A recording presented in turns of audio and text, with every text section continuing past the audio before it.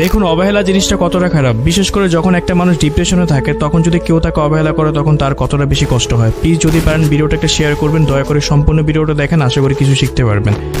আমার একটা ফ্রেন্ড ছিল, ফ্রেন্ডটার যখনই দরকার হতো তখনই সে আমাকে নক করতো, এছাড়া সে আমাকে কখনোই সেরকম নক করতো না। তো তার যখন দরকার হতো তখন নক করতো। একদিন ভাবলাম ও যদি এরপর থেকে কখনো আমাকে নক করে তখন আমি ওর সাথে কথা বলবো না, আমি ওকে অ্যাভয়েড করবো বা লেট করে অ্যান্সার করবো।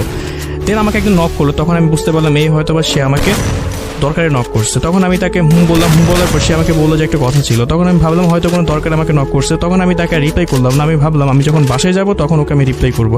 সো আমি অনেকক্ষণ পর বাসায় গেলাম, বাসায় যাওয়ার পর দেখি সে 1 মিনিট আগে অ্যাক্টিভ ছিল। দেন তখন আমি বললাম যে বলো। তারপর সেও দেখি লাইনে আসতেছে না, তখন ভাবলাম ওর যখন দরকার হবে তখন আবার আমাকে নক করবে, কারণ ও তো দরকার হলে আমাকে নক করে। তারপর আমিও বের হয়ে গেলাম। যখন বিকেল 5টা বাজে তখন আমার একটা ফোন আসলো, আমার এক রিলেটিভ মারা গেছে, তখন আমার ওখানে যাইতে হবে। তো আমিও তখন চলে গেলাম। তো চলে যাওয়ার পর যখন সন্ধ্যা হলো তখন আমার একটা ফোন আসলো, আমার যে ফ্রেন্ড ছিল তার ফ্রেন্ড আমাকে ফোন করে বলতেছে জয় ও তো মারা গেছে। আমি বলতেছি কী বলো, কখন মারা গেছে? পরে বললো 2টার দিকে মারা গেছে। আমি 2টার দিকেই তো ওকে আমি লাইনে দেখলাম, ও মারা গেল কীভাবে?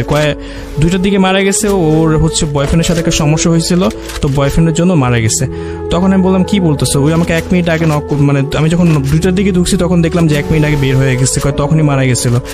তো তখন আমি ভাবলাম যে ও হয়তো বা তখন ওর কষ্টের কথাগুলো শেয়ার করতে চেয়েছিল, কারণ আমাকে বলছিল একটা কথা বলো তোমাকে, কিন্তু আমি তখন তাকে অবহেলা করছিলাম বা নিজ থেকে বুঝছিলাম হয়তো বা ও কোনো দরকারে আমাকে নক করছে। ওই সময়টা যদি তার সাথে আমি কথা বলতাম, তাকে বুঝাতে পারতাম, তাহলে হয়তো বা সে এখানে বেঁচে থাকতে পারতো। সে মারা গেছে হয়তো বা আরও 2 বছর আগে। তো একটা মানুষকে অবহেলা করার আগে বা একটা মানুষকে ভুল বোঝার আগে অবশ্যই আগে দেখবেন সেই মানুষটা কী বলতে চায়, আমি কেন তাকে অবহেলা করতেছি। আর সবাইকে সবসময় অবহেলা করবেন না, অবহেলা জিনিসটা অনেক খারাপ।